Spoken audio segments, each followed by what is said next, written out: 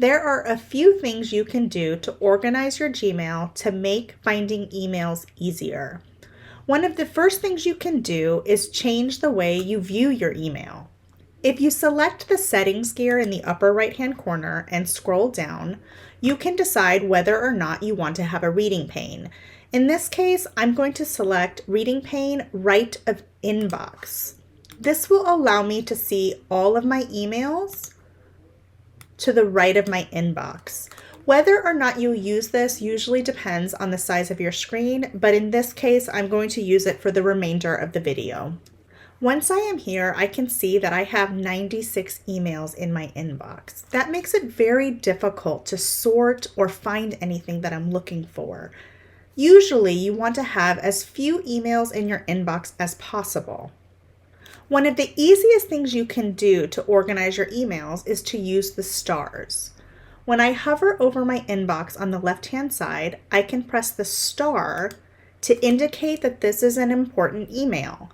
Whatever emails that I star will show up in my starred box on the left-hand side. This is meant to be a temporary box. You star emails when you know you're going to need them in the next few days or few weeks, and then you remove the star when you're done with them. The other way that you organize emails is through the use of labels. Labels in Gmail are just like folders. If you want to move or add an email to one of these labels, you will use the Move to Label button at the top of your screen, or you will use the Labels button.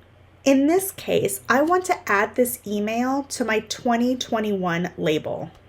I click on the label icon, and I'm going to create a new label. Give your label a name and press Create. Now, if you look at the top of my email, I can see every label that this email belongs to. In this case, this is part of my inbox, but it's also part of my 2021 folder. Even if I archive this email, it will still be in my 2021 folder. So let's see that. I'm going to press Archive.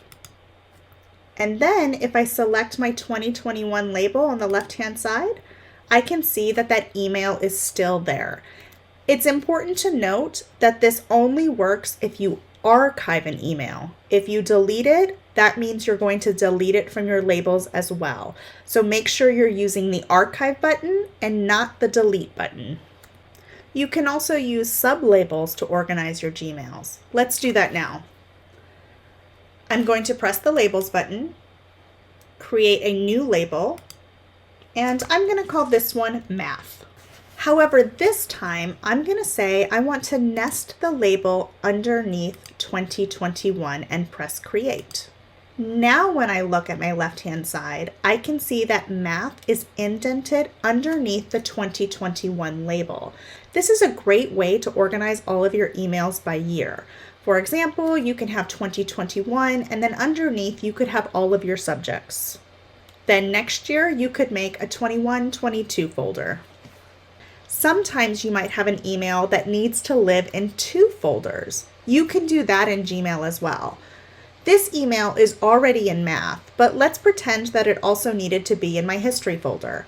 I'm going to press the label button again, create a new label, and this time I'm going to write History.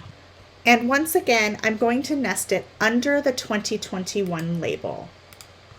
If you look at the top of my email now, you can see that it's in my inbox, it's in my History folder, and it's in my Math folder. In Gmail, one email can live in as many folders as you want it to. You also have the option to color code your labels. On the left-hand side, next to History, I'm going to press the three dots and select Label Color.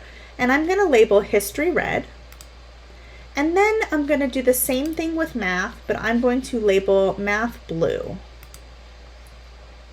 You can see that my labels now are color-coded red and blue in my email at the top of the screen, in my inbox, and in my left-hand panel. And now, since I've successfully put this email in two folders, I can archive it out of my inbox and know that I can still find it later. If you ever need to edit the name of a label all you need to do is select the 3 dots next to the name, select Edit, and this gives you the option to change the name or even change what it's nested underneath. By using labels, you can organize all of your emails into folders and then have a clear inbox. I try to make it my goal to get my inbox down to as close to 0 as I can. Now we're going to talk about a few advanced options in settings. If you press the settings gear in the upper right-hand corner and then select See All Settings, you will see a large menu of options. The first option I'm going to talk about is in the General tab. If you scroll down, you will see a section with different colored stars. This allows you to color code your starred emails. You need to decide which colors or icons that you want to use, and then click and drag them to the top row. In this case, I've decided I want a yellow star, a green check mark, and a purple question mark to help me organize my emails. It's best not to choose too many. I would just use between 1 and 5. Then scroll down and select Save Changes. Now when I start an email, I can click multiple times to decide which icon I want to use. If I have a question for a teacher, I'm going to select a purple question mark and it will give me a visual indication that I'm waiting on an answer. And once again, don't forget, once you're done with this email, you want to remove the star. Stars are only used for temporary organization.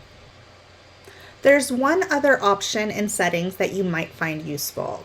Once again, I'm going to click the settings gear and select See All Settings. This time, I'm going to choose Inbox. Here you will see the option to automatically assign your emails to categories. You don't have to choose all of them. In fact, you probably don't want to choose too many or it will be too difficult to read your emails. Personally, for students, I like to use the primary inbox and the updates. It's nice to use updates because it will put all of your Google Classroom notifications into the update folder. I'm going to scroll down and save the changes.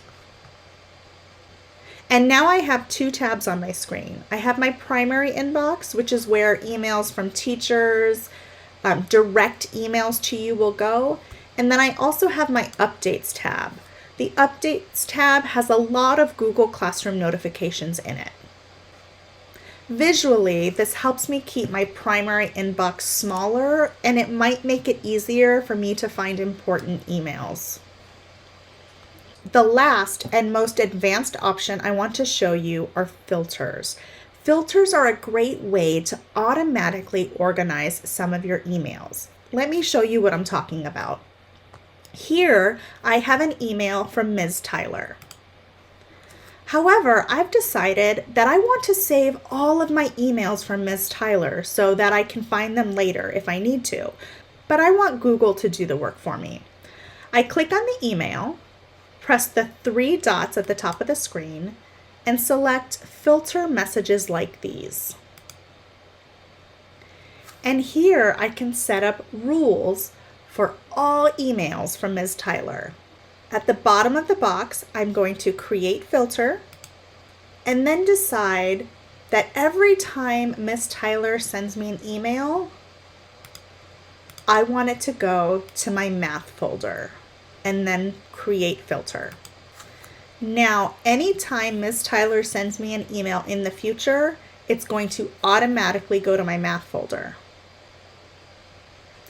To review, if you are interested in organizing your Gmail inbox, you want to use labels, stars, inbox categories, and once in a while, you may want to use filters.